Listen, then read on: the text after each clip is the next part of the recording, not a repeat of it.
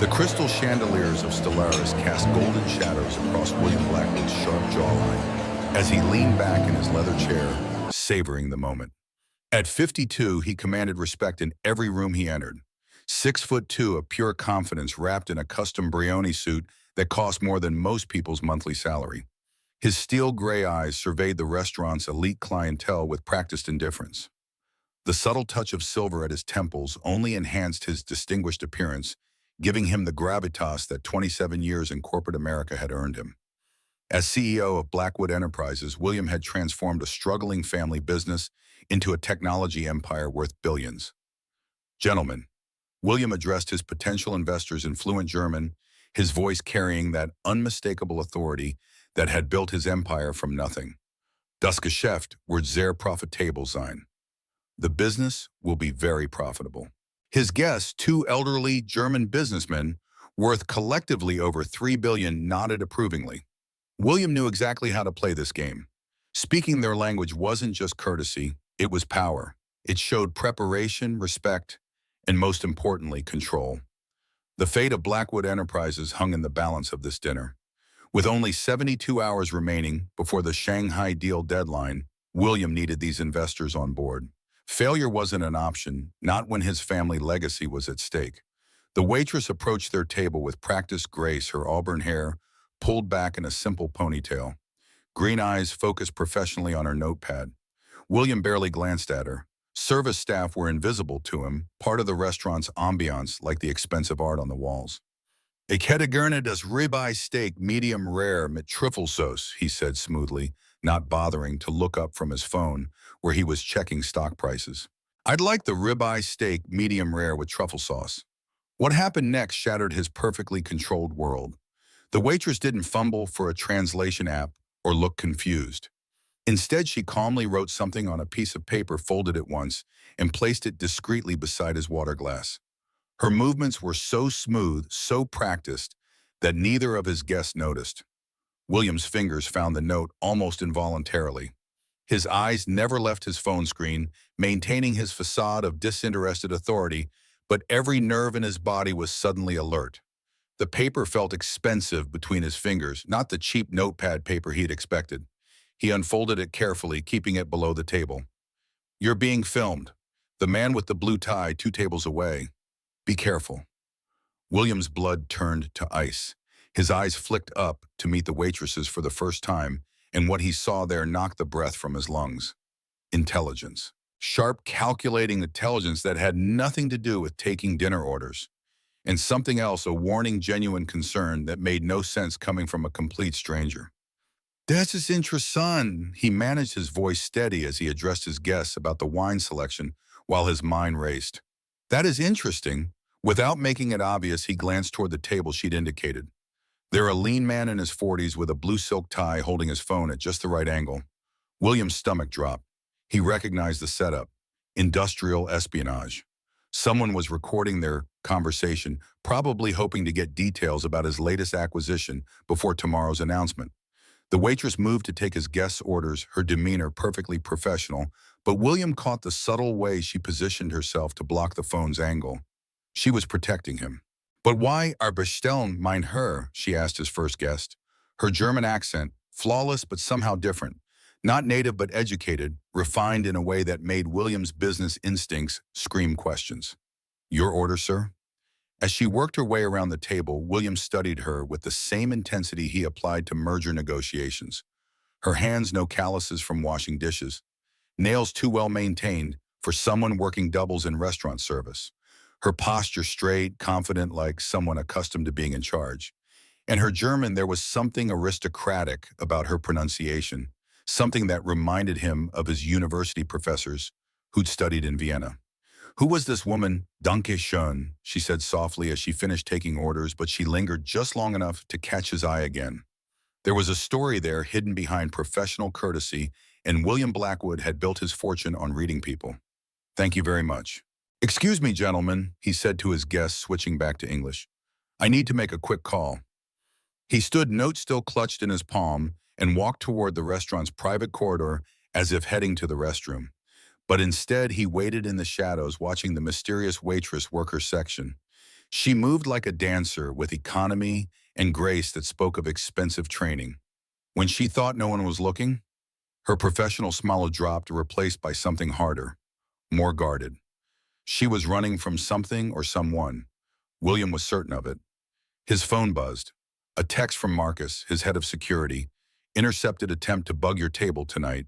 We've handled it. William's pulse quickened. After the attempted hostile takeover of Blackwood Enterprises 3 years ago, he'd hired Marcus and an elite security team to protect both his personal and business interests. The decision had proven an invaluable time and again, but never more so than tonight. The woman had been right about the surveillance, but how had she known, and more importantly, why had she warned him?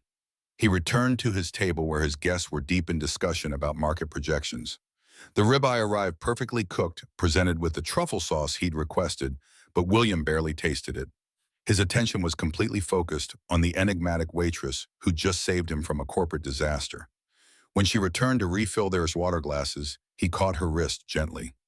"Excuse me," he said quietly in English, pitched low enough that his guest couldn't hear. "I wanted to thank you for the recommendation." Her green eyes met his directly for the first time, and William felt something shift in his chest. Beautiful didn't begin to cover it. There was depth there, intelligence and pain, carefully hidden behind professional politeness. "Just doing my job, sir," she replied, but her slight smile suggested otherwise. "I'm William," he said, still holding her wrist. Her skin was warm, soft, but he could feel a small scar along her palm. Another mystery. "Claire," she said simply, gently pulling free. "Enjoy your dinner, Mr. Blackwood." She knew his name. She'd known who he was from the moment she'd approached the table.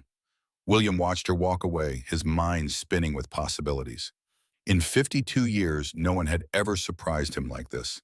No one had ever protected him without wanting something in return. As his guests discussed investment terms, William found himself stealing glances across the dining room. Claire moved through her section with practiced efficiency, but he caught moments the way she automatically straightened a crooked picture frame, the subtle correction of a younger server's posture, the instant recognition of a wine vintage when asked by another customer. This was no ordinary waitress.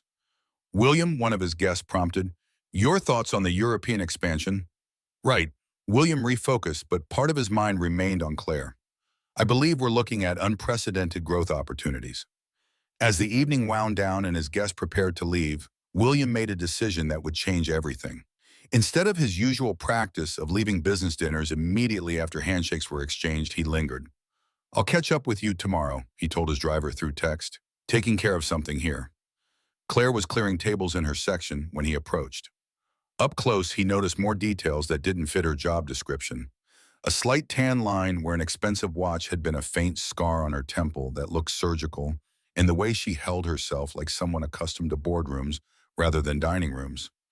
"We're closed to new diners," she said without looking up. "I'm not here for dinner," William replied. "I'm here for answers." Claire straightened slowly, weariness replacing her professional demeanor. "I'm not sure what you mean, Mr. Blackwood." "You saved me from corporate espionage tonight. You speak German like you were educated in Austria, and you carry yourself like you've run companies rather than served them." William stepped closer, his voice dropping to almost a whisper. "So I'll ask again. Who are you really, Claire?" For a long moment they stared at each other across the empty dining room. The last customers had left. The other servers had finished their closing duties, and William could hear his own heartbeat in the sudden silence. Claire's carefully constructed mask finally cracked. "Someone who learned the hard way that powerful men can't be trusted," she said quietly, her accent slipping, slightly revealing something more refined, more educated, "and someone who's trying very hard to stay invisible." "From who?" William asked, every protective instinct he didn't know he possessed suddenly firing. Claire looked at him for a long moment, as if weighing how much truth she could afford. "From people who would do anything to make sure I never reclaim what was stolen from me." William Blackwood had built his empire on reading people, but Claire was an enigma that challenged everything he thought he knew about human nature.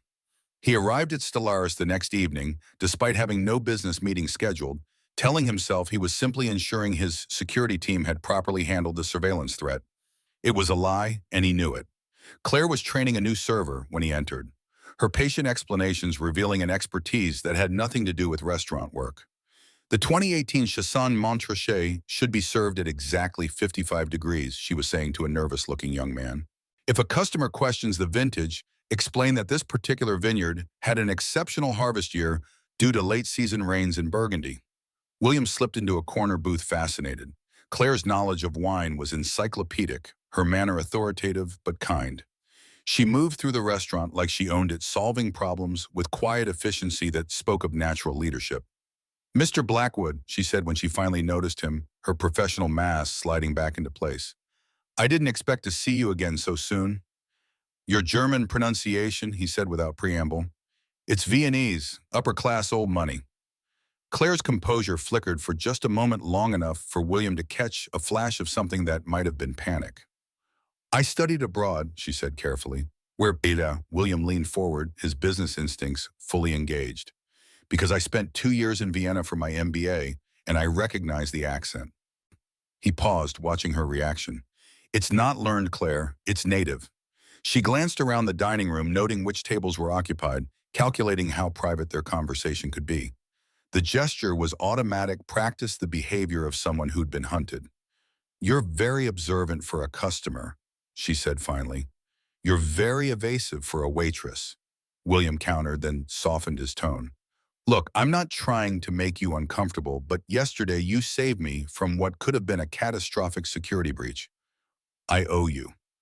Claire's laugh was bitter, surprising him. "Trust me, Mr. Blackwood, you don't owe me anything.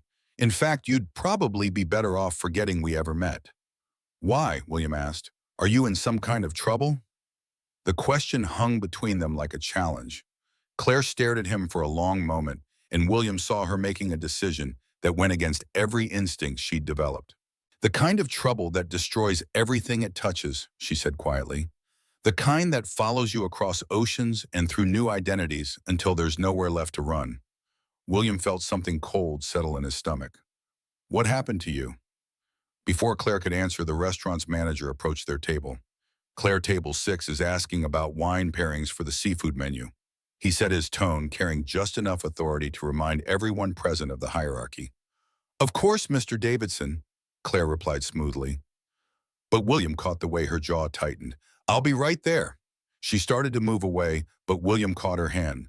"When do you get off work?" he asked. "Mr. Blackwood." "William," he corrected. "And it's not what you think. I want to help." Claire's green eyes searched his face, looking for deception, for hidden motives. William had the unsettling feeling that she was far better at reading people than he'd initially realized. "Why?" she asked finally. It was a fair question, and William found himself without his usual quick answer. Why was he pursuing this? He had everything: money, power, respect. His life was perfectly ordered, completely under his control. Claire represented chaos, uncertainty, the possibility of complications he didn't need. "Because yesterday you trusted me enough to warn me about danger," he said. "Maybe it's time someone returned the favor." Claire studied him for another heartbeat, then nodded almost imperceptibly. "I finish at 11, she said. "There's a coffee shop on 2nd Street called Midnight Grounds. It's quiet." William smiled, surprised by the relief that flooded through him. "I'll be there." The rest of the evening passed in a blur of routine meetings and conference calls, but William found his attention constantly drifting to the clock. At 10:45, he was sitting in Midnight Grounds, a hole-in-the-wall coffee shop that looked like it hadn't been updated since the 1980s, perfect for a private conversation. Claire arrived at 11:15, having changed from her server uniform into jeans and a simple sweater that somehow made her look younger and more vulnerable.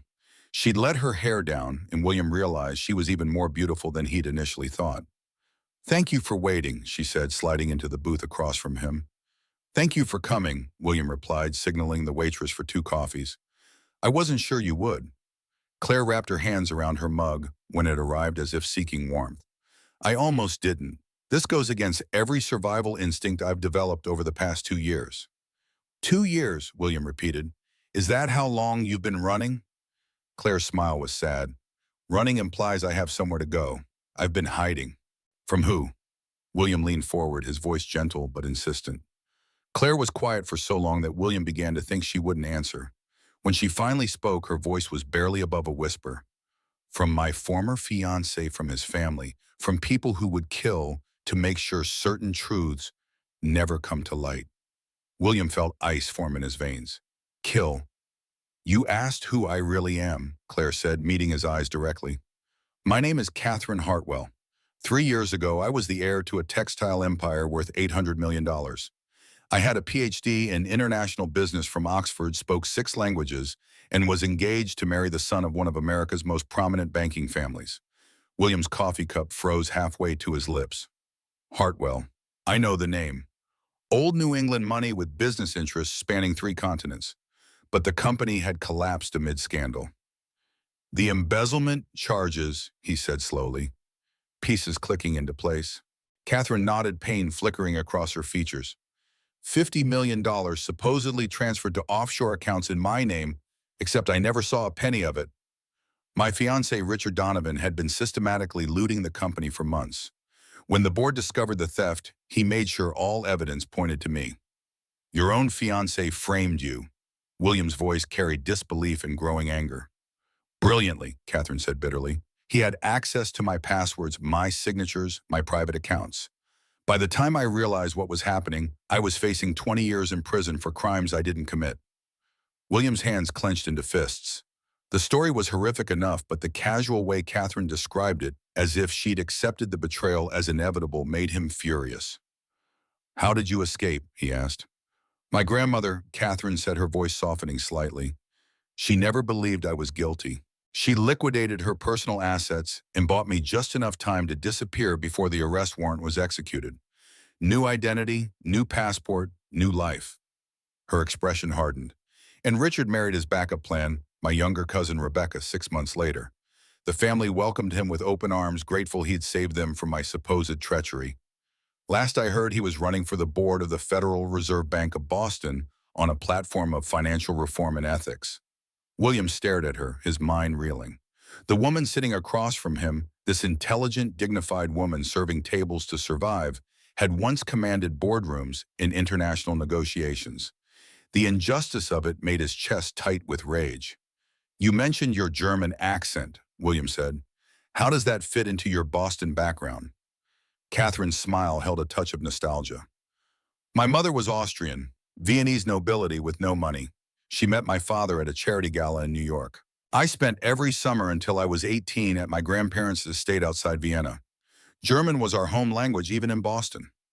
William nodded, another piece of the puzzle falling into place. Katherine, he said carefully, there has to be evidence. Financial records, security footage, something that could prove your innocence. I spent 18 months trying to find it, Katherine replied. Richard was thorough. Every trail leads back to me. Every witness has either disappeared or changed their story. Even if I could prove my innocence, I'd have to surface to do it. And the moment I show my face in Boston, they'd kill you, William finished. Katherine nodded. Richard's family has connections everywhere. Government, law enforcement, international finance. I'm not just a fugitive, William. I'm a loose end that threatens their entire operation. William leaned back, processing everything she told him. Katherine Hartwell, brilliant, educated, betrayed in the worst possible way by someone she trusted with her heart. No wonder she'd warned him about the surveillance. She knew firsthand how dangerous powerful men could be. Why did you tell me this? He asked finally. Katherine was quiet for a moment, studying his face. Because yesterday you proved you're different. Most men in your position would have ignored my warning, assumed I was overstepping my place. But you listened.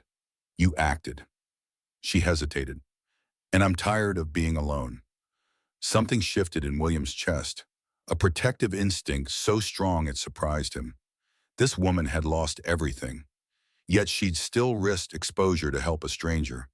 She was extraordinary, and she'd been surviving on her own for 2 years. You're not alone anymore, he said quietly.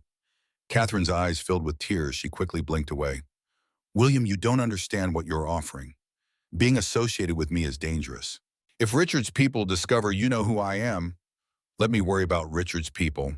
William interrupted, his voice carrying the steel that had built his empire. I didn't become a billionaire by backing away from fights. For the first time since she'd started her story, Katherine smiled, a real smile that transformed her entire face. You really don't know what you're getting into. William reached across the table and covered her hand with his. Then I guess you'll have to teach me. The touch sent electricity through both of them, and William saw Katherine's breath catch. The attraction that had been simmering beneath the surface suddenly blazed to life, complicated by everything they'd just shared. "William," Katherine whispered, but she didn't pull her hand away. "I know," he said softly. "This is complicated, dangerous. Probably the worst idea either of us has ever had." "Definitely the worst idea," William agreed. But she turned her palm up to intertwine their fingers. They sat in comfortable silence for a moment, both processing the magnitude of what had just shifted between them.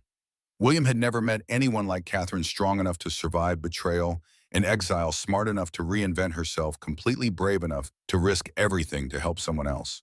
And Katherine was looking at William like he might actually be exactly what she'd given up hoping for. "So what happens now?" she asked. William smiled, feeling more alive than he had in years. "Now we figure out how to get your life back." The next morning, William woke to a call from Marcus, his head of security. The news wasn't good. The surveillance attempt at Stellaris had been more sophisticated than they had initially thought, part of a larger operation targeting Blackwood Enterprises. "Someone's very interested in the Shanghai deal," Marcus reported. "They've tried to penetrate our systems 3 times in the last week." William's thoughts immediately went to Katherine. Had her involvement with him already put her in danger? Or was this simply normal corporate espionage? As he dressed in his penthouse apartment overlooking Central Park, William paused by the antique desk that had belonged to his father. On it sat the old pocket watch his father had carried every day of his working life, a simple gold timepiece, inscribed with the family motto, "Honor before fortune." How long had it been since he'd truly lived by those words? William had built Blackwood Enterprises into a giant, but somewhere along the way, he'd lost sight of what his father had valued most. His phone rang. It was Michael, his son. William stared at the screen, his heart pounding. 5 years had passed since they'd last spoken, 5 years of birthdays and Christmases marked only by formal gifts and cards. The divorce from Michael's mother had been ugly, and in the aftermath, Michael had chosen sides. William answered, his voice carefully neutral. "Michael." "Dad." The single word carried a weight of unresolved emotions. "I saw on the news about the Shanghai deal. Thought I should call." "I appreciate that," William said, fighting to keep his voice steady. Was this the opening he'd been waiting for? "It's good to hear from you." "Yeah, well," Michael trailed off. "Just wanted to say good cook. Mom said it's a big one." Even Eliza was keeping tabs on his business. "That was unexpected." "The biggest in company history," William admitted. "Would you like to hear about it?" There was a long pause. "Maybe another time. I've got class. Just wanted to check in." "Of course," William said, trying to hide his disappointment. "Thanks for calling, Michael. It really means a lot." After they hung up, William stood at the window looking out over the city he'd conquered. His empire stretched across continents, yet he couldn't bridge the gap with his own son. Perhaps it was time to fix more than just Katherine's problems. That evening, William returned to Stellaris. This time, Katherine was expecting him. She looked exhausted, the strain of her double life evident in the shadows under her eyes. "I can't keep meeting you here," she said as soon as she approached his table. "People are starting to notice." "That's why I came to make you an offer," William replied. "Join me for dinner at my place tomorrow night. I have something important to show you." Katherine glanced around nervously. "William, I told you what's at stake." "I know exactly what's at stake," he said. "That's why you need to see what I've found." She studied him, weighing risk against hope. "What time?" 8 o'clock. I'll send a car." As William left the restaurant, he felt a strange sense of purpose he hadn't experienced in years. Helping Katherine wasn't just about attraction, though. He couldn't deny the pull between them. It was about something his father had tried to teach him long ago, something he'd forgotten in his rise to power. Time and money could be rebuilt, Katherine, but time and honor once lost can never be recovered. 20 years ago, William had learned that lesson the hard way when his first business partner had betrayed him, nearly destroying everything. That betrayal had cost him his marriage, strained his relationship with Michael, and forced him to rebuild from the ashes. Perhaps in helping Katherine reclaim her life, William could begin to reclaim parts of himself he'd left behind. The next evening, Katherine arrived at his Pennant house precisely at 8. She wore a simple black dress that had somehow survived her hasty escape from Boston. The moment she stepped into his home, William saw her eyes cataloging everything, a habit born of survival. Your apartment is exactly what I expected, she said, taking in the floor-to-ceiling windows, the rare art pieces, the carefully curated furniture. And what's that? William asked, pouring her a glass of wine, a Chateau Margaux that cost more than most people earned in a month. Impressive. Expensive. Her eyes fell on the chessboard with a half-finished game. And surprisingly personal. William smiled, pleased. She'd noticed the small touches that made this more than just a showcase for wealth. My father taught me to play chess when I was 5. I still play against myself sometimes when I need to think. And what are you thinking about now? Katherine asked, accepting the wine with a grateful nod. How to help you reclaim what's yours? William said, his expression growing serious. He moved to his desk and opened a laptop, typing in what appeared to be multiple security passwords. I hope you won't be angry, but I had my security team do some discreet investigating into your case. Catherine's wine glass stopped halfway to her lips. William, no. I told you how dangerous. Nothing that could be traced back to you, he said quickly. But Katherine, what they found, you need to see this. He turned the laptop screen toward her, and Catherine's breath caught. Financial records filled the screen. Account transfers, transaction logs, digital signatures. But these weren't the doctored documents that had destroyed her life. These were raw bank records, the kind that were supposed to be impossible to access. How did you get these? She whispered. William sat beside her close enough that she could smell his cologne, something expensive and masculine that made her pulse quicken despite everything. Let's just say I have resources Richard never anticipated, he said. Look at transaction 47B. Katherine leaned forward, her financial training taking over. The transfer was dated 6 months before she'd been accused of embezzlement, a test transaction for $50,000 moving money from the Hartwell company account to an offshore shell company. That's not my signature, she breathed. The encryption is completely different. Exactly. William said, his voice tight with controlled anger. Richard had been practicing forging your digital authorization for months. This was his trial run. Catherine's hands shook as she scrolled through more documents. Transaction after transaction, all bearing Richard's crude attempts to replicate her signature style. To a casual observer, they might have looked authentic, but Katherine knew her own security protocols better than anyone. He got sloppy, she said, her voice growing stronger as she spotted more inconsistencies. Look, transaction 52C was processed at 3:47 a.m. Boston time. I was in London that week for the trade summit. There are hotel records security footage, William confirmed. You gave 3 speeches that day, had dinner with the British trade minister, and your key card shows you were in your hotel room by midnight. Physically impossible for you to have authorized that transfer. Katherine stared at the screen, years of helpless rage crystallizing into something sharper, more focused. For the first time since her world had collapsed, she had real evidence proof that could exonerate her and expose Richard for what he really was. Why? She whispered, turning to face William. Why would you risk this for me? William's gray eyes met hers directly, and Katherine saw something there that made her breath catch. Not pity, not charity, but something deeper and more dangerous. Because what happened to you was wrong, he said simply, and because you're extraordinary, Katherine. You deserve justice. The air between them charged with electricity. Katherine was acutely aware of how close they were sitting, how William's sleeve was brushing against her bare arm, how his eyes kept dropping to her lips. This evidence, she said, struggling to focus on the laptop screen instead of the way William was looking at her. It's enough to clear my name, but Richard still has too much power in Boston. Even with proof, he could make this disappear before it reaches the right people. Then we make sure it reaches everyone, William said. Simultaneously, every major financial publication, law enforcement agency, and regulatory body in the country. Make it impossible to suppress. Katherine laughed, a sound caught between hope and hysteria. You make it sound so simple. Money makes a lot of things simple, William replied. Then his expression grew more serious. But Katherine, once we do this, there's no going back.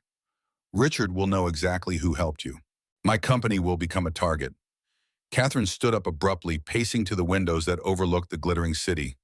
William was offering her everything she dreamed of: vindication, justice, the chance to reclaim her stolen life.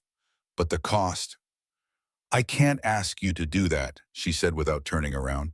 You've already risked too much.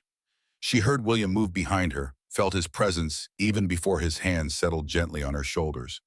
And you're not asking, he said quietly. I'm offering. Katherine turned in his arms, and suddenly they were standing closer than propriety allowed, close enough that she could see the gold flecks in his gray eyes, feel the warmth radiating from his skin. William, she whispered, but she didn't step away. I know, he said, his voice rough. This is complicated. You're running from people who want to destroy you.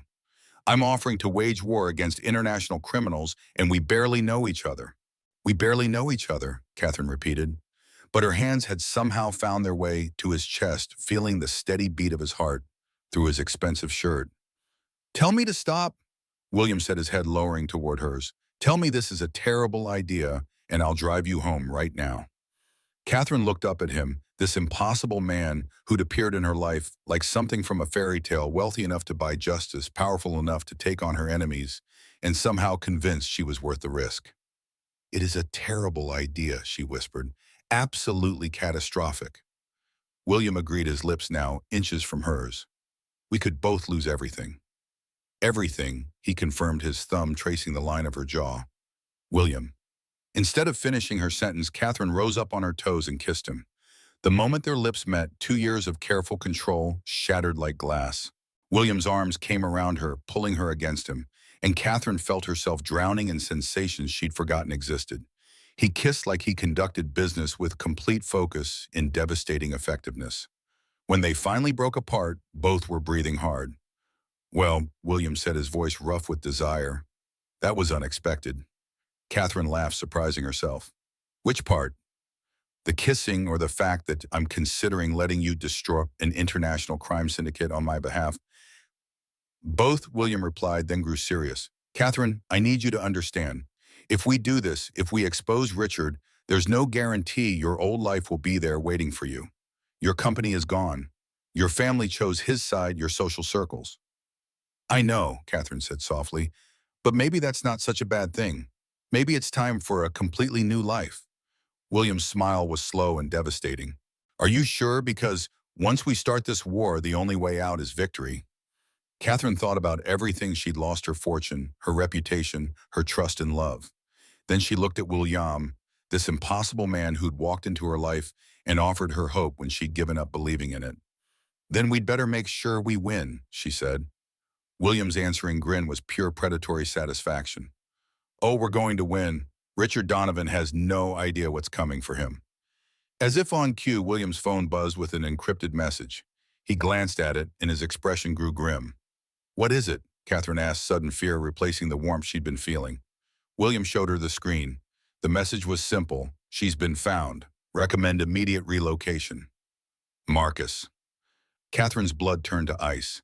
After 2 years of careful hiding, Richard's people had finally tracked her down. Her safe, anonymous life was over. How long do we have? She asked, her survival instincts kicking in. Not long, William replied, but his voice carried steel determination instead of fear. Pack whatever you can't replace. You're staying with me until this is finished. Katherine stared at him, this man who was offering to turn his entire life upside down for someone he'd known for less than a week.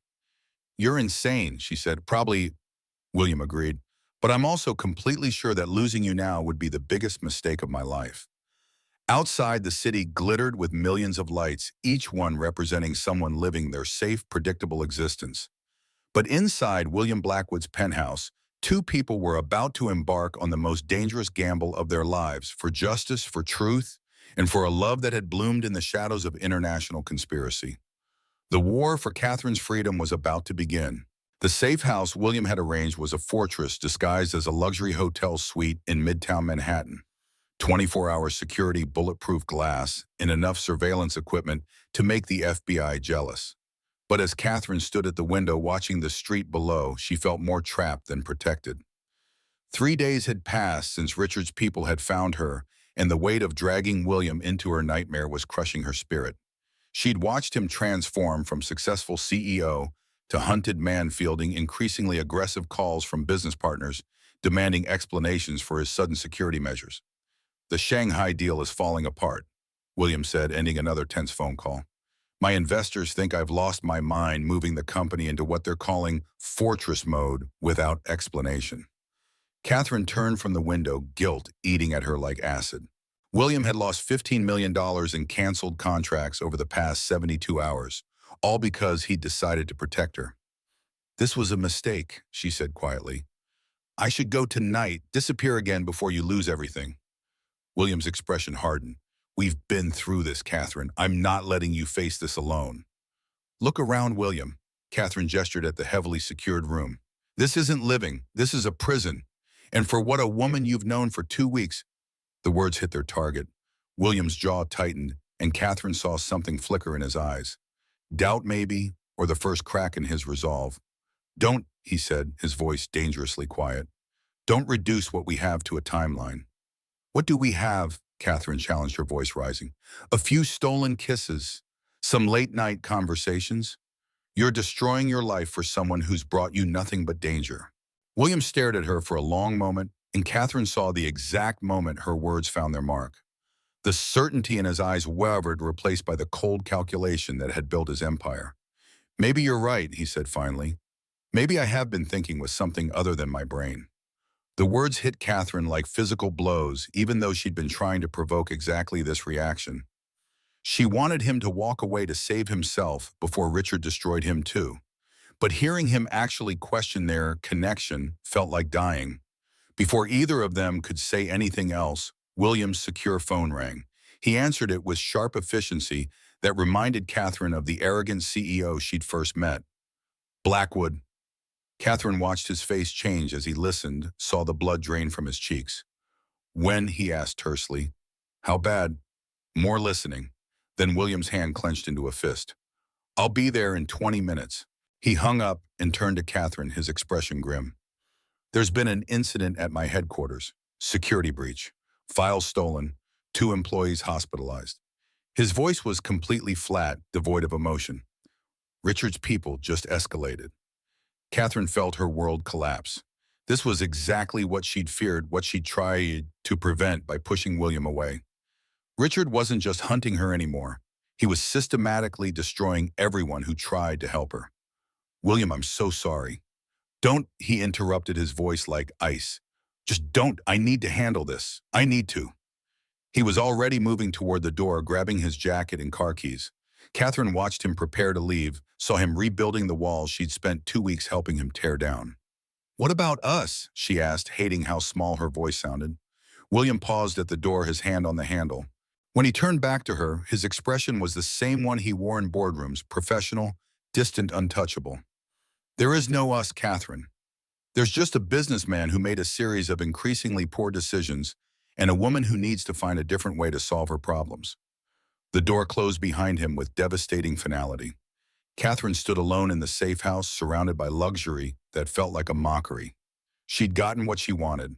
William was walking away, protecting himself from her toxic situation. So why did victory feel like the worst kind of defeat? Her phone buzzed with a message from an unknown number. Miss me, darling. Time to come home. R.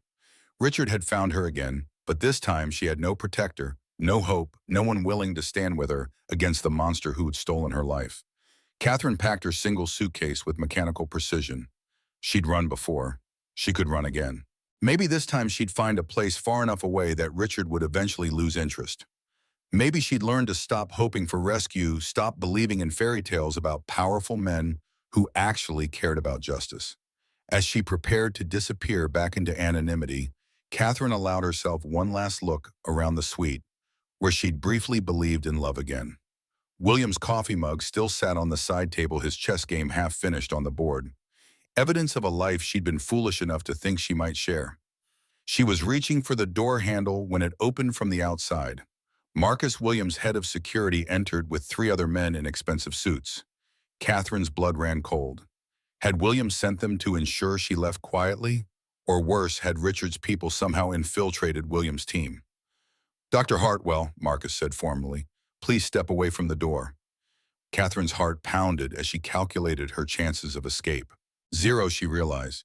These men were professionals, and she was trapped in a room 20 floors above the street. I was just leaving, she said, trying to keep her voice steady. No, Marcus replied. You're coming with us. Mr. Blackwood's orders. Catherine's confusion must have shown on her face because Marcus's professional expression softened slightly. There's something you need to know about what happened at the office today, he said. Something Mr. Blackwood discovered that changes everything. 30 minutes later, Katherine found herself in William's private office, but it looked like a war zone. Computer screens had been shattered, filing cabinets, torn open papers scattered everywhere. And in the center of it all sat William, staring at a single photograph with an expression of pure fury. He looked up when she entered, and Katherine saw something in his eyes that made her breath catch. Not the cold distance from their earlier fight, but something much more dangerous. Richard made a mistake, William said quietly, holding up the photograph. He got sloppy. Katherine moved closer and her heart stopped. The photo showed her entering the safe house 3 days ago, but it wasn't taken from the street. It was taken from inside William's building by someone with access to the executive floors. Someone on my board has been feeding Richard information. William continued, his voice deadly calm. Someone I've trusted for years has been setting us up from the beginning. Katherine stared at the photo, her mind racing. Who? William's smile was purely predatory. Thomas Reynolds, my oldest friend, business partner for 15 years, and apparently Richard's inside man from day one. The betrayal in William's voice was devastating. Katherine understood now why he'd seemed so broken when he left, discovering that his closest friend had betrayed him, had helped orchestrate the attack on his company and his employees. But why? Katherine asked. What possible connection could Thomas have to Richard? William's expression darkened. That's what I intend to find out. Marcus is bringing him in now. Bringing him in willingly. Not exactly. William stood pacing the office like a caged tiger. 20 years ago, Thomas and I started this company together. Then we brought in a third partner, Edward Klein. When the company took off, Edward wanted to push into some questionable areas. Government contracts with ethical gray areas, technologies with military applications. I refused. William paused, the memory clearly painful. Edward tried to force me out. Failed.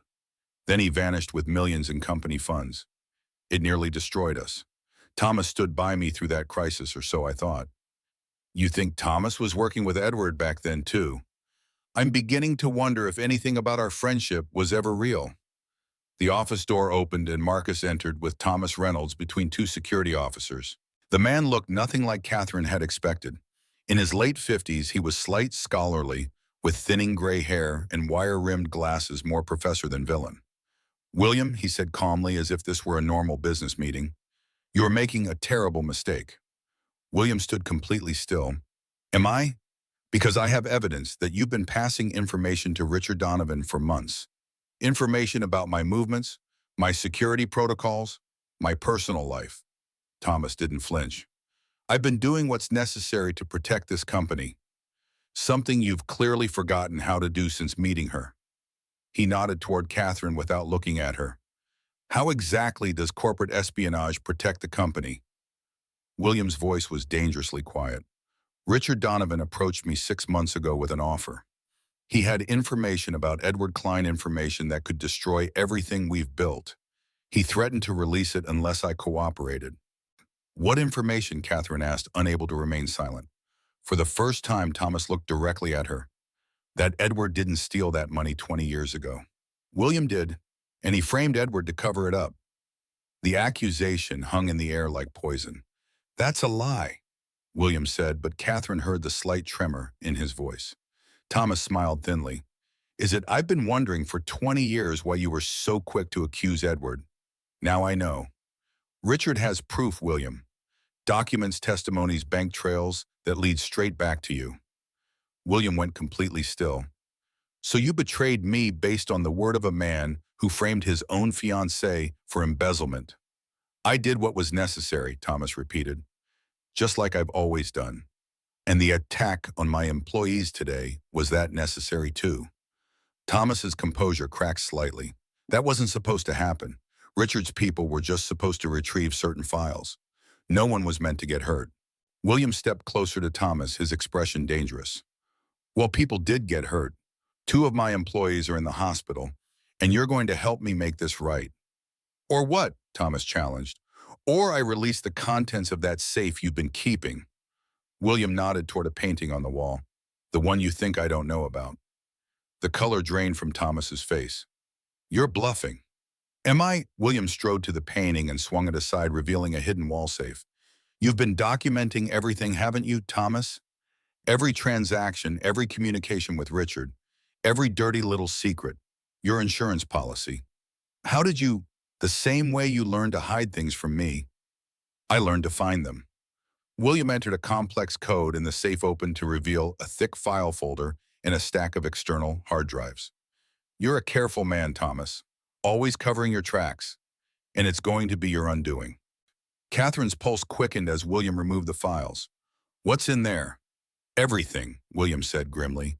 Every transaction Richard has made through Thomas, every bribe, every piece of blackmail. A complete map of his criminal network spanning 3 continents. Thomas lunged forward suddenly, but Marcus caught him before he could reach William. You can't use those, Richard will kill us all. Then you shouldn't have kept such detailed records, William replied coldly. Take him to the secure room, he instructed Marcus. We're not done with him yet. As Thomas was led away, still protesting, Katherine approached the table where William had spread out the documents. Is it true, she asked quietly, what he said about you framing Edward? William met her gaze steadily. No, Edward stole that money, but now I understand why Thomas betrayed me.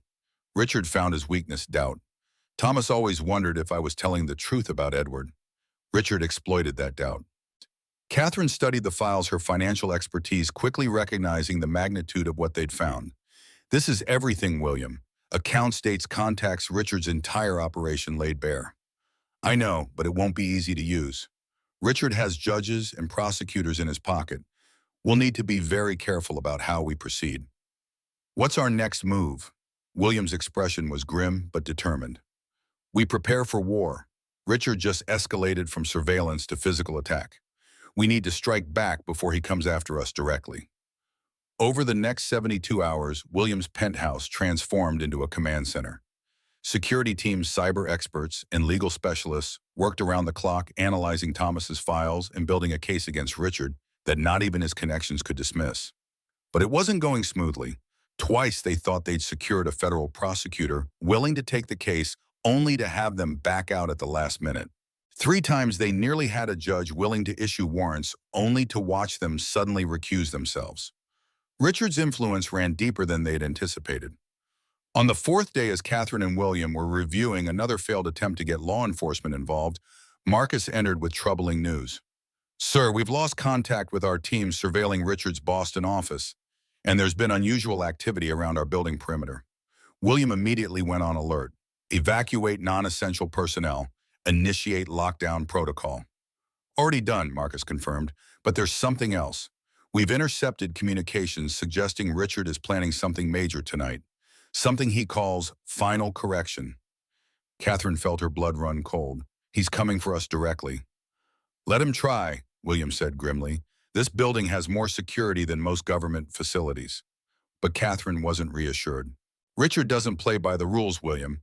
He'll have a contingency for every defense you've put in place. As if to prove her point, the lights in the penthouse suddenly went out, plunging them into darkness. The emergency generators kicked in seconds later, but the message was clear: their fortress was vulnerable. We need to move, William decided, now, before he can fully implement whatever he's planning. Within minutes, they were in William's private elevator, heading for the underground garage, where an armored SUV waited. Katherine clutched a secure tablet containing copies of all the evidence they'd compiled. If we can get to the FBI field office in person, William explained, they'll have to listen. We'll bypass Richard's influence in the local system. The elevator doors opened, revealing the dimly lit garage. Marcus led the way, 2 security officers flanking William and Katherine. They had almost reached the vehicle when shots rang out. One of the security officers fell, and Marcus immediately pushed Katherine and William behind a concrete pillar, returning fire. Stay down, he ordered as bullets pinged off concrete around them. William pulled Katherine closer, shielding her with his body. Are you all right? Yes, she gasped, heart pounding, but we're trapped. William's mind raced, analyzing their options. The service tunnel, it connects to the building next door. If we can reach it. More gunfire erupted closer this time.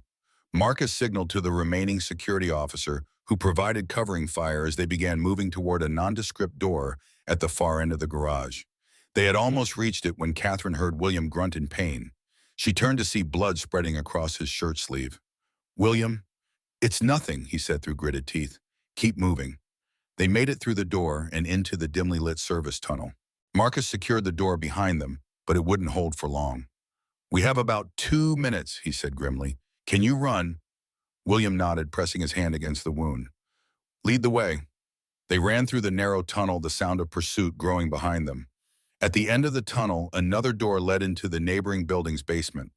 Marcus had it open in seconds, and they emerged into a quiet storage area. "We need to keep moving," William insisted, though his face was pale from blood loss. "They'll check here next." Marcus helped William toward the service elevator while Katherine kept watch. They made it to the street level and out into the busy Manhattan evening. "The FBI office is 15 blocks north," Marcus said, flagging down a taxi. "We'll be too exposed on the street." "We can't risk public transportation," William argued. "They'll have people watching." "What about Rebecca?" Katherine suggested suddenly. "Richard's people won't know about her." William considered this. "Your cousin, the one who married Richard. She's in New York, Fashion Week. She's staying at the plaza." "It's risky," Marcus warned. "Everything is risky now," Katherine replied, "and she might be our only chance." William nodded decisively. "The plaza it is." As the taxi pulled away from the curb, Katherine saw black SUVs converging on William's building. Richard had committed fully to his attack, but they'd escaped barely. Now they just needed to convince Rebecca to help them take down the man she'd married. At the plaza, Katherine hung back while Marcus secured the perimeter. If Rebecca was under surveillance, Katherine's presence would trigger immediate alarm. "Room 712, William confirmed after checking with the front desk. "Marcus will go up first to make sure it's safe." Katherine nodded, her nerves frayed to breaking. After everything they'd been through, their fate now rested in the hands of the woman who had replaced her in Richard's life. 10 minutes later, Marcus returned. "She's alone, no signs of surveillance, but she's not happy about the unexpected visitors."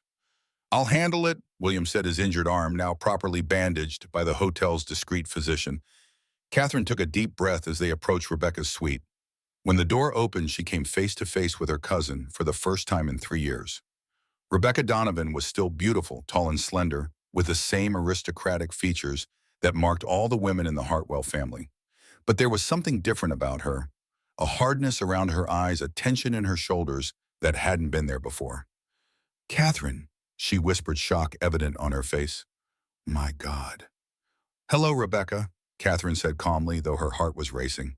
"May we come in?" Rebecca stepped aside wordlessly, her eyes fixed on Katherine as if seeing a ghost. When the door closed behind them, she found her voice.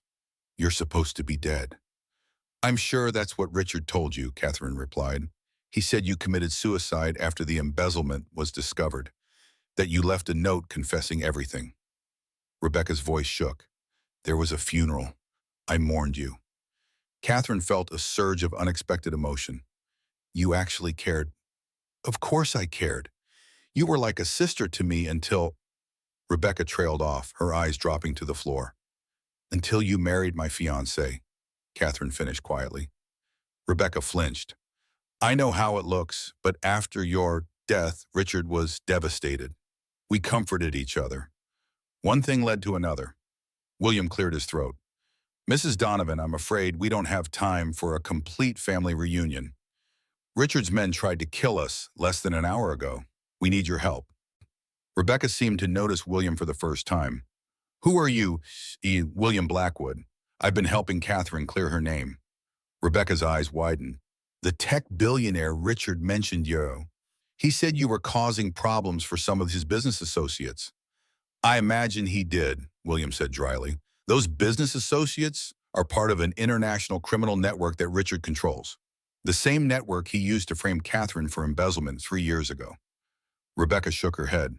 "No, that's not possible. Richard isn't perfect, but he's not a criminal." Katherine stepped forward, her patience worn thin. "Rebecca, we have proof. Bank records, communications, witness statements. Richard stole that money and made it look like I did it. He's been using the Donovan name to launder money for years." "No," Rebecca insisted, but her voice lacked conviction. "No, he would have told me. I would have seen signs." Unless you didn't want to see them, Katherine suggested gently. It's easier not to question when the alternative means admitting you have been living a lie. Rebecca sank onto the nearest chair, her composure cracking. There have been things.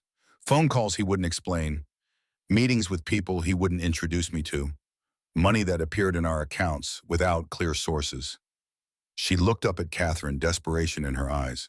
But that doesn't make him a criminal. It makes him a businessman with secrets. William approached carefully. Mrs. Donovan, your husband has tried to kill us twice in the last week. Tonight he sent armed men into my building. One of my security team is dead. This isn't about business secrets. This is about a man who will do anything to protect his criminal empire. Katherine knelt beside her cousin, taking her hands. Rebecca, I know this is hard to hear, but I need you to really think. Has Richard been acting differently lately? More agitated, more secretive. Rebecca's resistance was crumbling. He's been obsessed with some project. He calls it final correction. He's been working on it for months, ever since, her eyes widened as realization dawned. Ever since Thomas Reynolds contacted him about you being alive. William and Katherine exchanged glances. What exactly is final correction? William asked. I don't know details, just that it's supposed to solve all his problems at once. Rebecca's voice dropped. He said it would be clean and permanent. Katherine felt ice in her veins. He's planning something big, not just against us. Against anyone who could threaten him, William agreed, including witnesses, associates who know too much. And his wife, Katherine finished, looking at Rebecca. If he's covering his tracks, you're a liability. Rebecca paled. You can't possibly think Richard would hurt me. I didn't think he would frame me for embezzlement, Katherine countered. Yet here we are. William's phone buzzed. He checked the message, his expression grim. Marcus says we need to move. There's unusual activity in the hotel lobby. Rebecca stood abruptly. I need to call Richard. He'll explain everything. Katherine grabbed her arm. If you warn him you're signing our death warrants, maybe your own too. He's my husband. And he was my fiancé, Katherine said sharply. Trust me when I say that means nothing to him. Rebecca hesitated, torn between loyalty and self-preservation. Finally, she nodded. What do you need from me? Access, William said promptly, to Richard's personal files, accounts, communications. Anything that could help us understand what final correction is and how to stop it. And shelter, Katherine added. Somewhere Richard wouldn't think to look for us. Rebecca considered this. I have access to his personal laptop. And we have a lake house in the Adirondacks. It's in my name, only a gift from my father. Richard never goes there. That's a start, William said. How quickly can you get us the laptop? It's here, Rebecca said. In the hotel safe. Richard never travels without it, but he had an emergency meeting tonight. Left it with me for safekeeping. William's eyes lit with predatory satisfaction. Mrs. Donovan, you might have just saved a lot of lives. Within 20 minutes, they had Richard's laptop and were in a car headed north. Rebecca accompanying them reluctantly but determined. Marcus had arranged for additional security to meet them at the lake house. As they drove through the night, William worked on breaking into the laptop's encryption. Katherine watched him, marveling at his focus despite his injury and exhaustion. You should rest, she said softly. Later, he replied without looking up. This is more important. Why did Rebecca ask suddenly from the back seat? Why are you doing this? You barely know Katherine. You've been shot, nearly killed.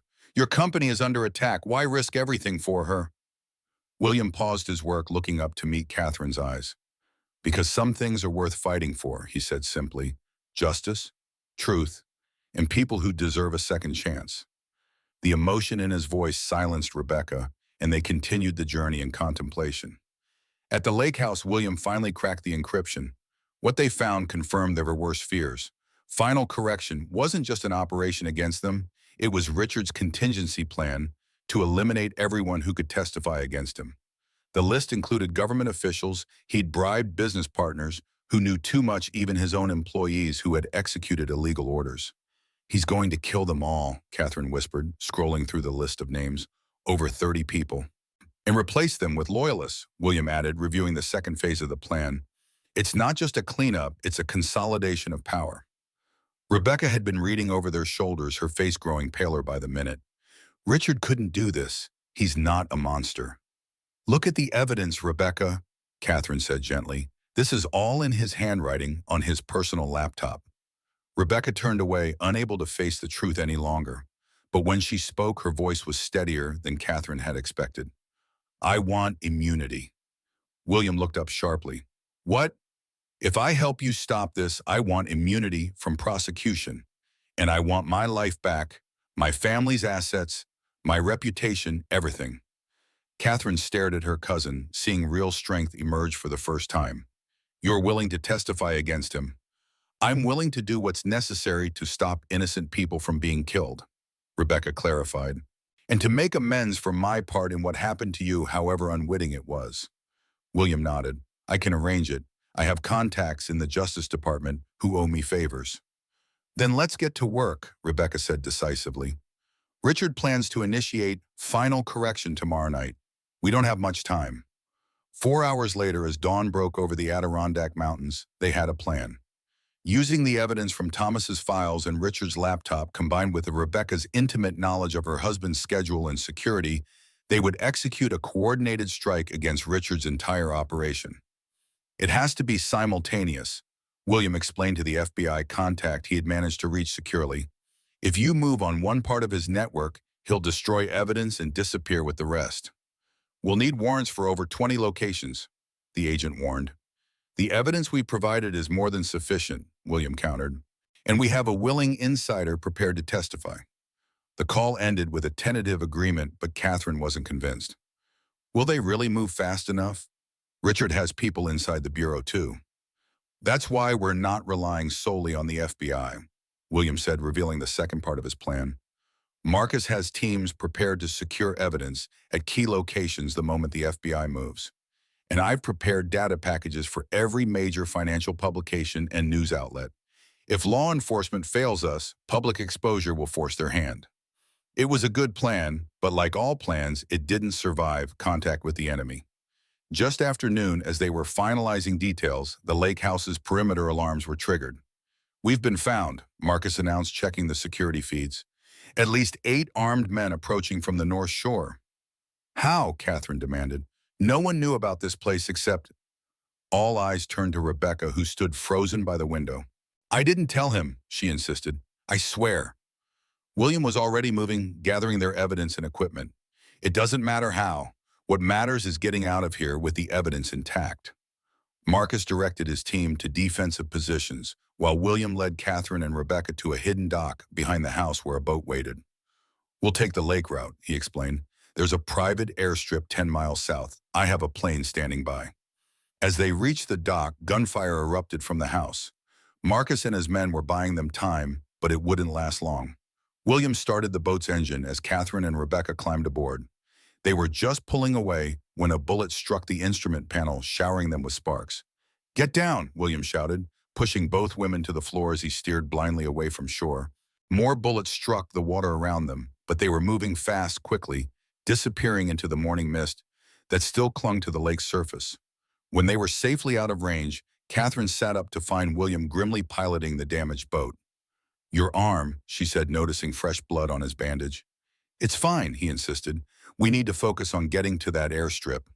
Rebecca, huddled in the bow, looked shell-shocked. He found us. He always finds me. What do you mean? Katherine asked.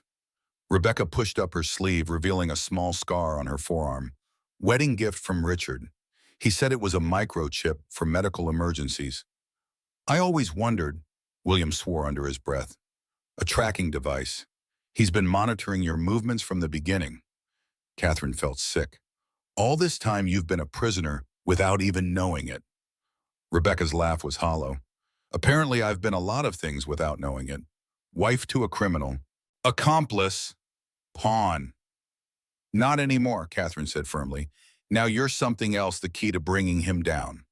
They reached the southern shore, abandoning the bullet-riddled boat and continuing on foot through dense forest.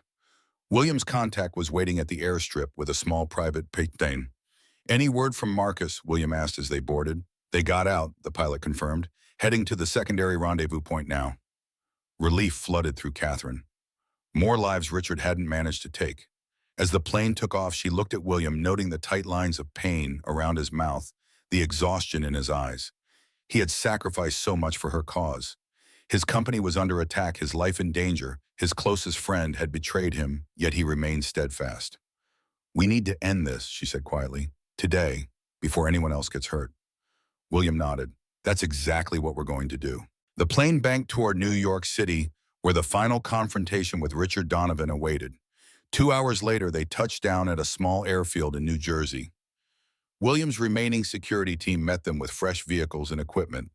"The FBI has agreed to move," William informed them as they drove toward Manhattan. "They're assembling tactical teams now. We have a 4-hour window to get everything in place." Katherine reviewed the plan one last time. Rebecca would contact Richard, claiming she'd been kidnapped and had escaped, luring him to a location where the FBI could apprehend him without risking civilian casualties. Meanwhile, William's teams would secure physical evidence from key locations, and Katherine would coordinate with the federal prosecutors who had finally agreed to take the case. It was dangerous, complex, and relied on perfect timing, and it was their only chance. "Richard won't come alone," Rebecca warned as they prepared her for her role. "He always has security with him." "The FBI is prepared for that," William assured her. "Your job is just to get him to the location. Let them handle the rest." Rebecca nodded, fear and determination warring in her expression. "I want to wear a wire.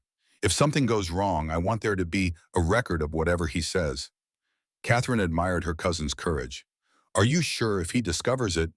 "I'm sure," Rebecca said firmly. "It's time I stopped hiding from the truth." As Rebecca made the call that would set everything in motion, Katherine and William shared a moment of quiet in the operations center they'd established. "We might actually pull this off," Katherine said, allowing herself to hope for the first time in days. William took her hand. "We will. Richard has power and connections, but he's not infallible. He's made mistakes, got sloppy, trusted the wrong people." "So have we," Katherine reminded him, thinking of Thomas. "The difference is we learn from it," William replied. "And we're fighting for something more important than power or money." "What's that?" "A future worth having." The simplicity of his answer touched her deeply. In the midst of international criminal conspiracies and life-or-death struggles, William had not lost sight of what truly mattered. The next few hours passed in a blur of coordinated activity.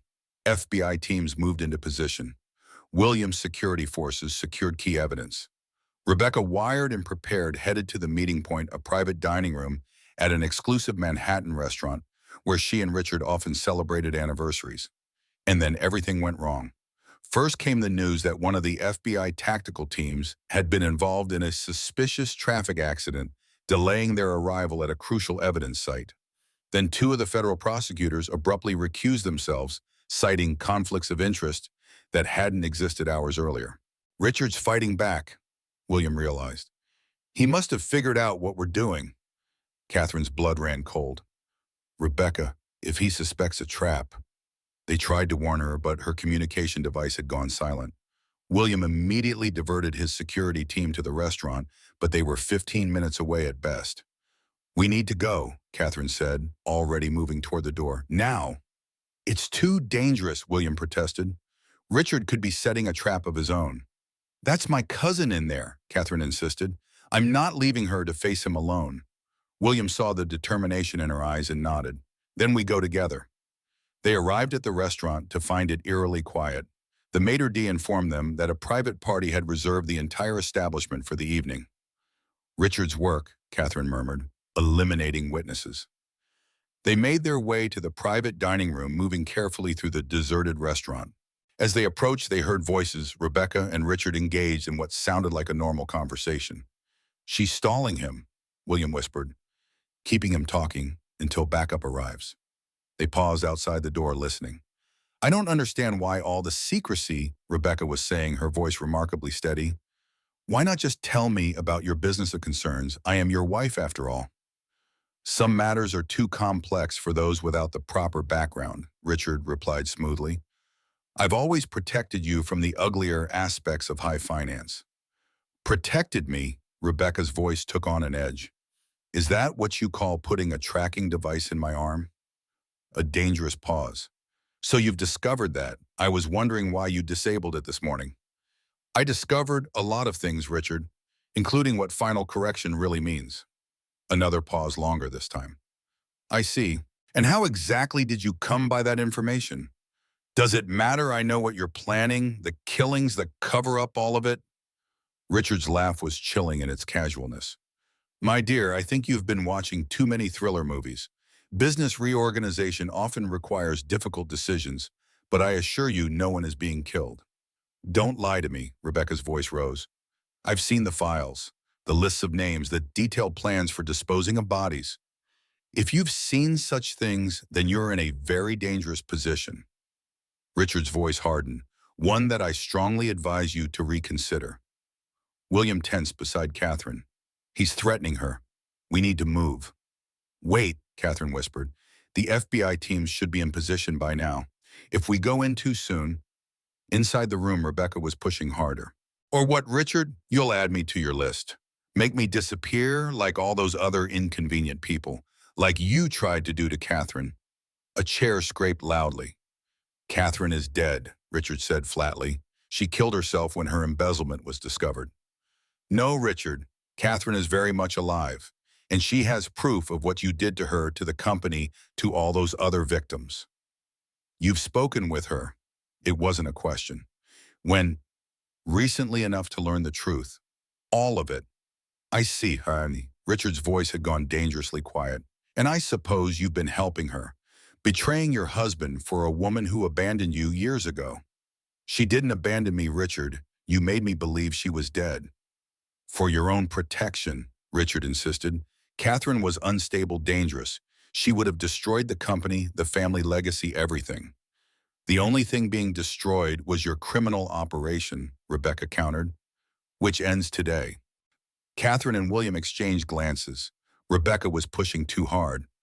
Really? Richard's tone shifted to something almost amused. And how exactly do you plan to end it?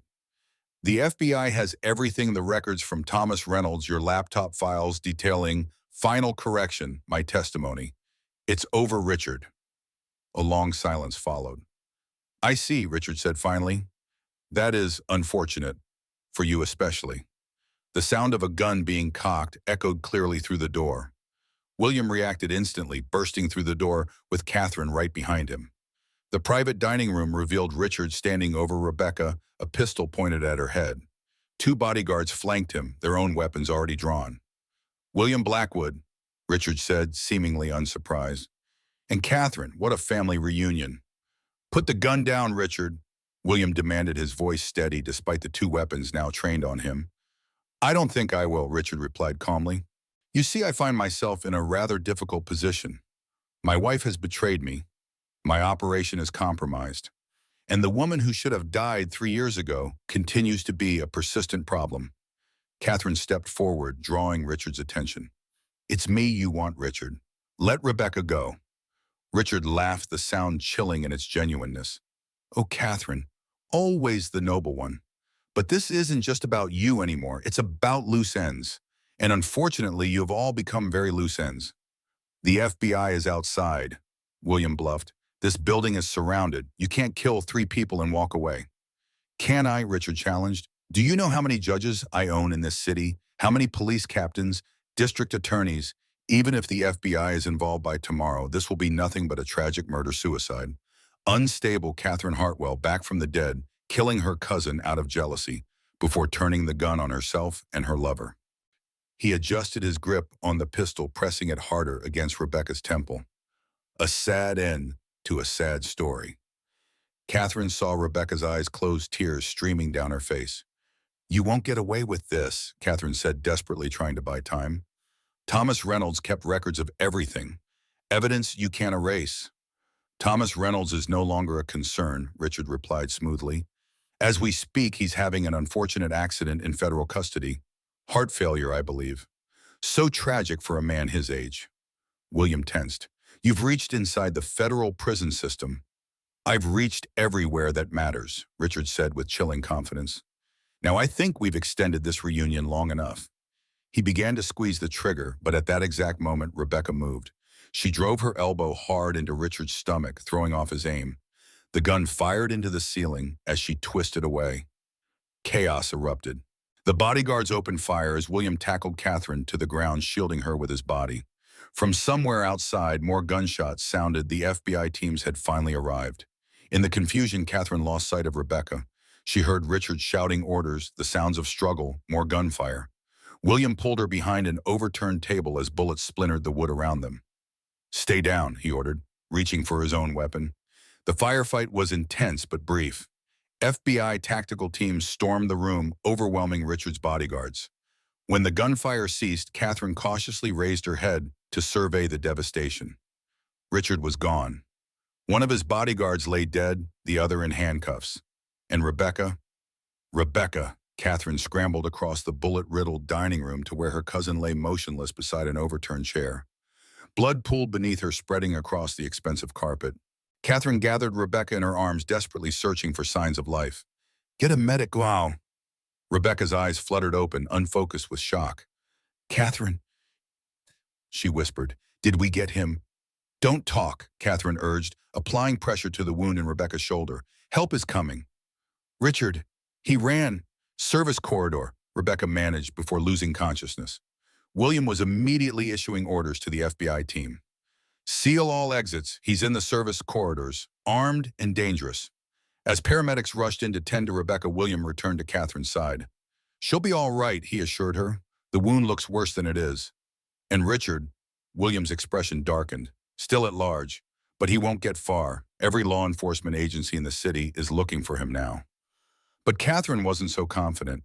Richard had escaped the FBI's net once already. He had resources, connections, contingency plans. And a desperate man was the most dangerous kind. "We need to end this," she said firmly, "once and for all."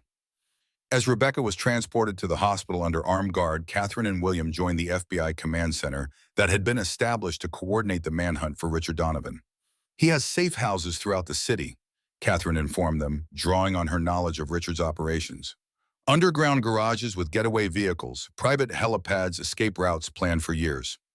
"We're checking them all," the FBI agent in charge assured her.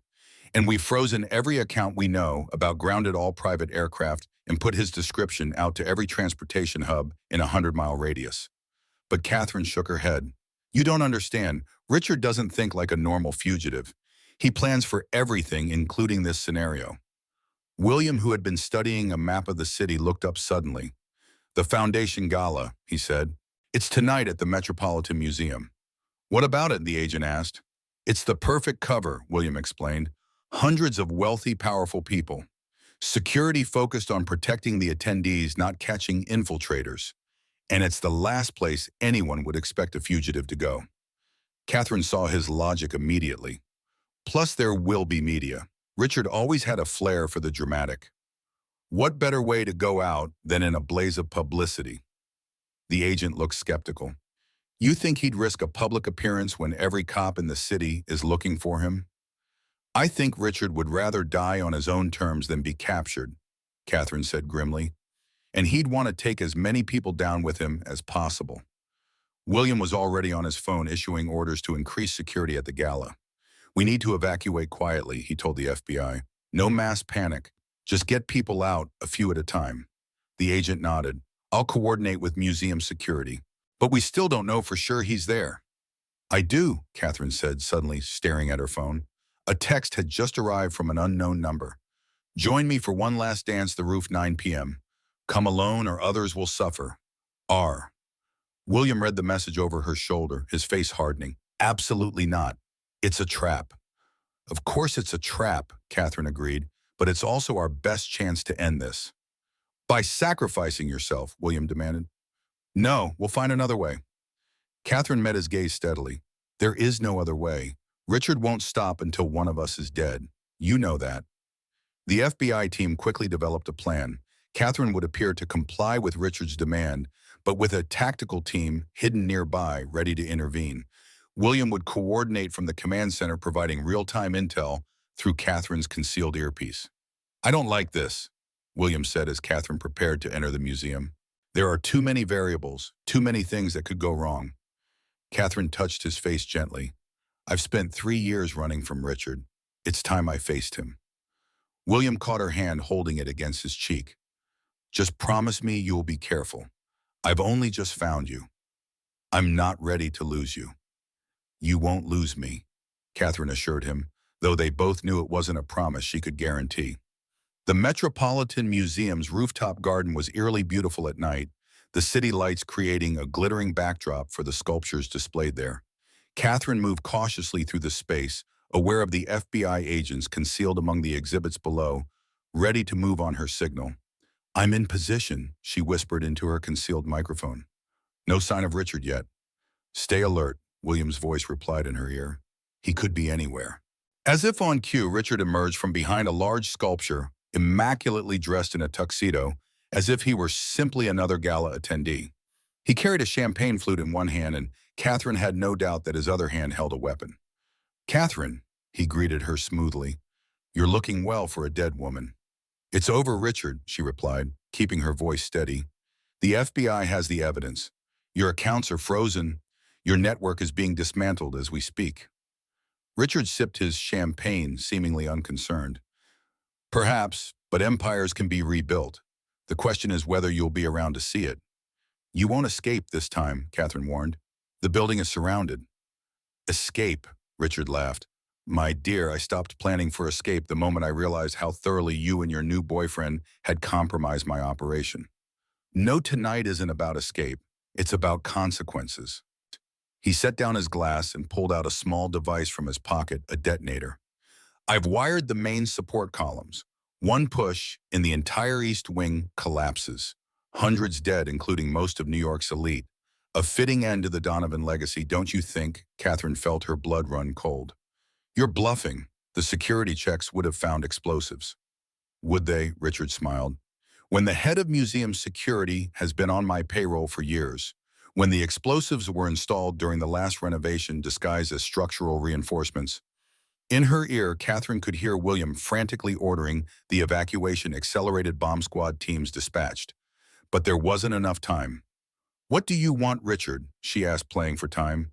What I've always wanted, he replied. Control, but since that's no longer an option, I'll settle for ensuring no one else gets to win either.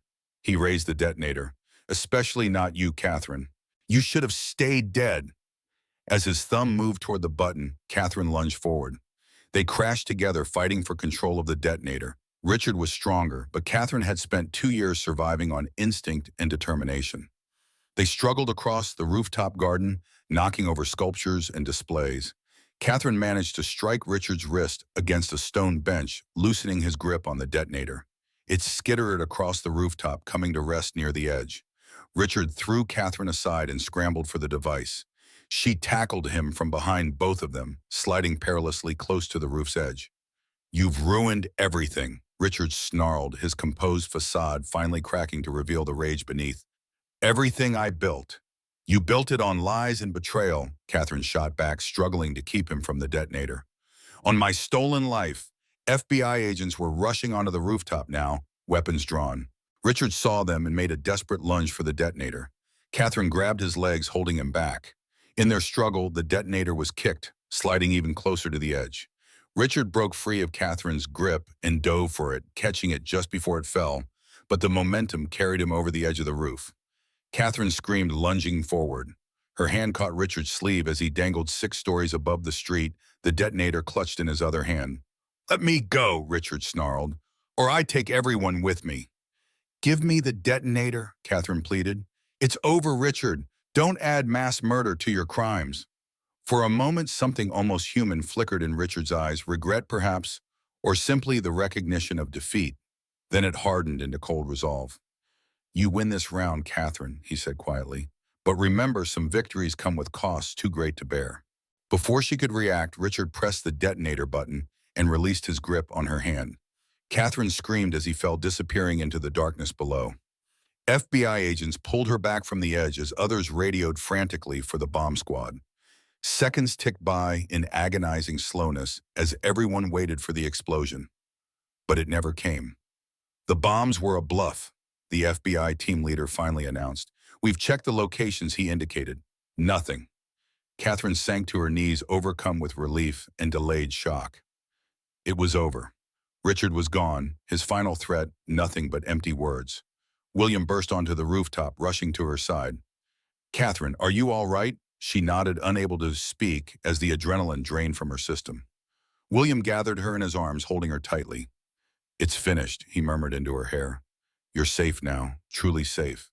In the days that followed, the full extent of Richard's criminal empire was revealed to the public. Federal prosecutors worked with the evidence Katherine and William had gathered, dismantling the network piece by piece.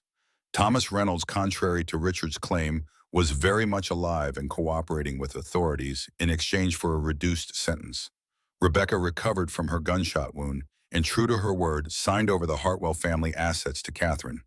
But rather than simply reclaiming her old life, Katherine had different plans.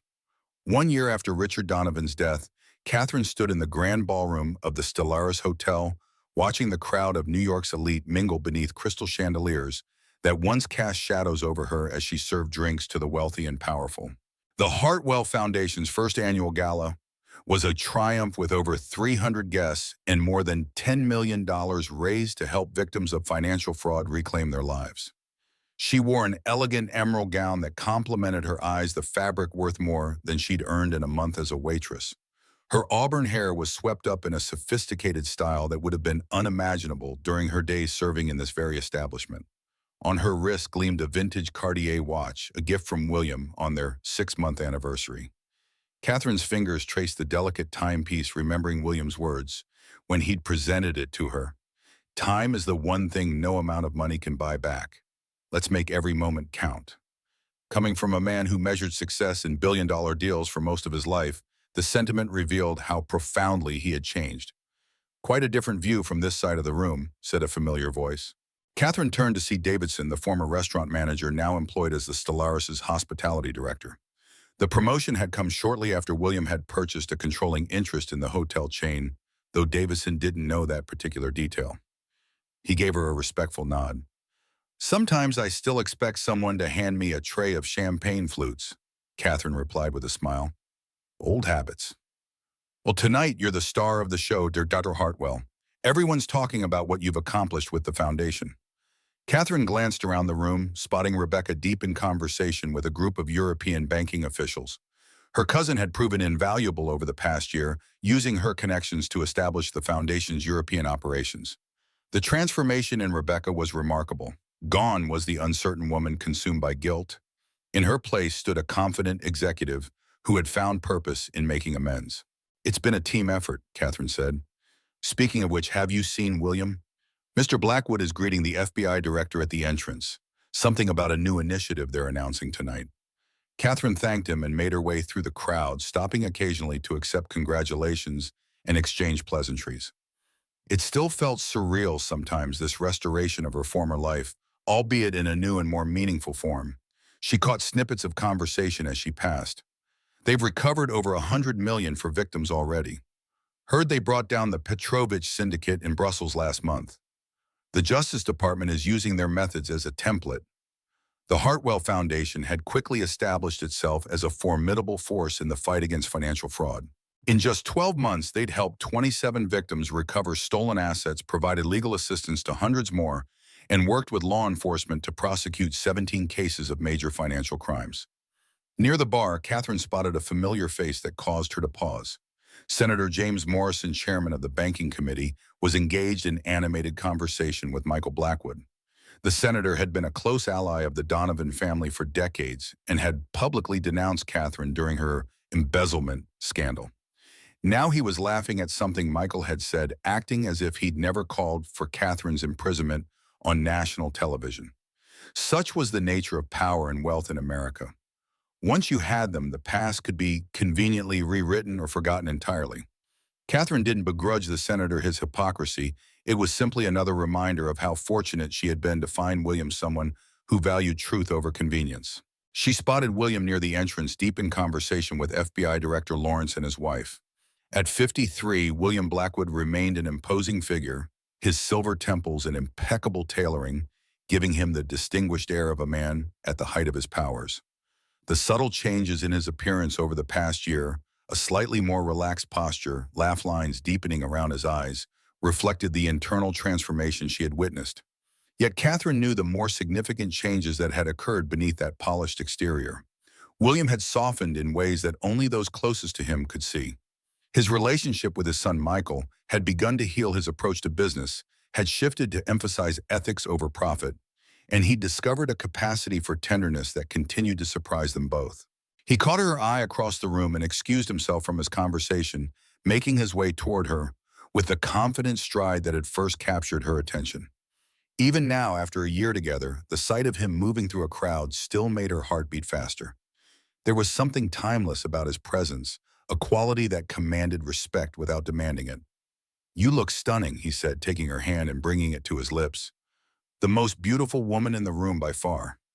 "Flatterer," Katherine replied, but the warmth in her eyes betrayed her pleasure at the compliment.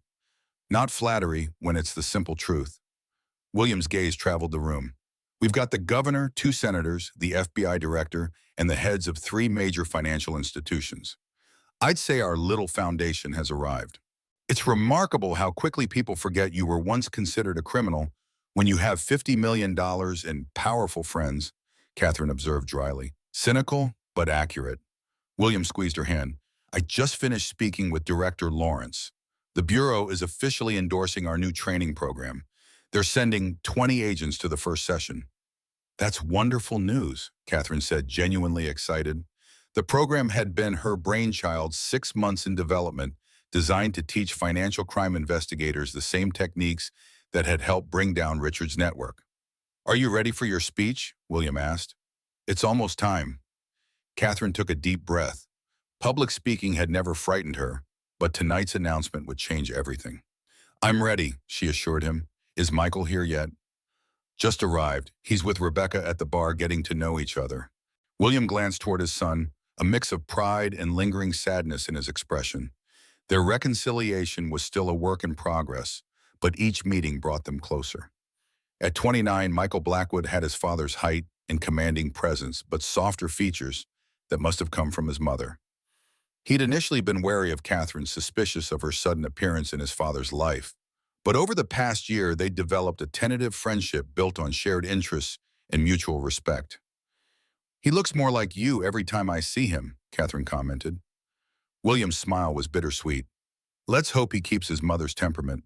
One Blackwood bullhead in the family is quite enough." The lights dimmed slightly, signaling it was time for the program to begin. William escorted Katherine to the small stage at the front of the ballroom. As she took her place at the podium, looking out over the sea of expectant faces, Katherine felt a profound sense of vindication. 3 years ago, these same people had read about her disgrace in the financial pages, accepted Richard's narrative without question. Now they were gathered to support her mission. "Ladies and gentlemen," she began, her voice clear and confident, "welcome to the first annual Hartwell Foundation Gala. Many of you knew me before as the heir to Hartwell Industries. Others may have read about me during what the press delicately called my legal troubles 3 years ago." A ripple of polite laughter moved through the crowd.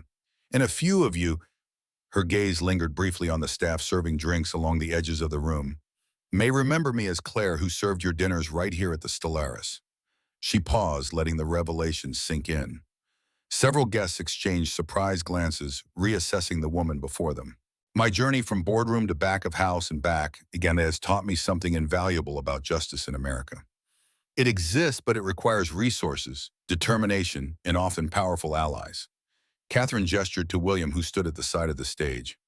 "Without the belief and support of William Blackwood, I might still be hiding under a false identity, robbed of my name and reputation. Not everyone is so fortunate. That's why the Hartwell Foundation exists, not just to help the wealthy reclaim their fortunes, but to ensure that justice is accessible to anyone who has been victimized by financial fraud." She took a moment to look around the room, making eye contact with key supporters. "In our first year, we've recovered over $150 million for victims, provided legal assistance to nearly 300 individuals and families, and helped bring 17 perpetrators to justice." Applause broke out, genuine and enthusiastic. "But tonight, I'm excited to announce the next phase of our work. With the support of the FBI's Financial Crimes Division, we're establishing the Hartwell Institute for Financial Justice, a research and training center dedicated to preventing fraud before it occurs." More applause, louder this time. "The Institute will train law enforcement, financial professionals, and corporate security teams to identify and stop financial crimes before victims lose everything. Because the best form of justice isn't recovery, it's prevention. As Katherine continued outlining the foundation's ambitious plans, William watched her with undisguised admiration. This was the woman he had fallen in love with, brilliant, determined, compassionate. The past year had only deepened his respect for her resilience and vision. "We'll be breaking ground next month on our campus in Connecticut," Katherine continued, "on land generously donated by Blackwood Enterprises. The institute will house state-of-the-art forensic laboratories, training facilities, and a resource center for victims." She paused, her expression growing more solemn. "I'd like to conclude by sharing a story about why this work matters so deeply to me. During my time in hiding, I met a woman named Maria Sandoval, a former bank teller who lost everything to a sophisticated Ponzi scheme. Unlike me, Maria had no wealthy grandmother to help her escape, no powerful ally to champion her cause. She ended up living in her car, separated from her children, her reputation destroyed." Katherine's voice remained steady, but those who knew her well could hear the emotion behind her words. "Maria died before she could see justice done. Her case was simply too small, her voice too quiet to be heard over the machinery of financial power. The Hartwell Institute is being built for the Mariahs of this world, people who deserve the same chance at justice that I received." When she finished her speech to enthusiastic applause, William joined her on stage for the ceremonial cutting of the ribbon to symbolically launch the new institute. Together, they represented a powerful partnership, personal and professional, that had already changed the landscape of financial justice in America. Later that evening, as the gala wound down and the last guest prepared to leave, William found Katherine on the terrace overlooking the city lights. She seemed lost in thought, a champagne flute dangling from her fingers. "Penny for your thoughts," he said, coming to stand beside her. "I was thinking about my grandmother," Katherine replied softly. "She believed in me when no one else did. Used her entire life savings to help me escape. She died while I was in hiding, and I couldn't even attend her funeral." William placed a gentle hand on her shoulder. "She would be incredibly proud of what you've built." "I hope so." Katherine turned to face him. "Sometimes I still can't believe this is real. That I'm free, that Richard's network is dismantled, that I've found you." "Believe it," William said firmly. "You've earned this happy ending. They're in. Through intelligence, courage, and sheer determination." Katherine smiled, but there was a shadow in her eyes. "Is it really an ending, though? The Donovan family is still powerful. Thomas is serving a reduced sentence in exchange for his testimony. Richard's accomplices in Europe are largely untouched." "Not an ending, then," William conceded. "A new chapter." He took her empty champagne glass and set it aside, then reached into his pocket. Katherine's breath caught as she recognized the gesture. "William, I had a whole speech prepared," he said, his voice suddenly husky with emotion, "about timing and fate and second chances. But standing here now, looking at you in this place where we first met, I find I only need to say one thing." He dropped to one knee, producing a small velvet box. Inside was a stunning emerald ring surrounded by diamonds in a vintage platinum setting. "Katherine Hartwell, will you marry me?" For a moment, Katherine couldn't speak. The journey from that first night when she'd slipped him a warning note to this proposal seemed impossible, a fairy tale in a world that rarely provided happy endings. "Yes," she whispered, tears filling her eyes. "Yes, William." He slid the ring onto her finger with hands that weren't quite steady, then rose to kiss her. Around them, the New York skyline sparkled like the stars that had guided sailors home for centuries, a fitting backdrop for two people who had finally found safe harbor in each other. 3 months later, William stood at the altar in Trinity Church watching Katherine walk down the aisle on Michael's arm. His son had surprised them both by offering to give Katherine away, a gesture of acceptance that meant more than any words could express. Katherine was radiant in a classic ivory gown, her auburn hair crowned with a simple tiara that had belonged to her grandmother. As she joined William at the altar, her smile was luminous, private meant only for him, despite the 300 guests witnessing their union. The ceremony was traditional with vows they had written themselves.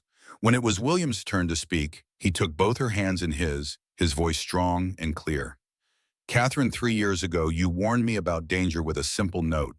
Today, I promise to spend the rest of my life protecting you from any threat, supporting your dreams, and proving every day that you were worth every risk I ever took. I love you beyond measure, and I'm honored to call you my wife." Catherine's eyes shone with unshed tears as she replied, "William, you saw past my disguise to the woman I really was, even when I'd forgotten her myself.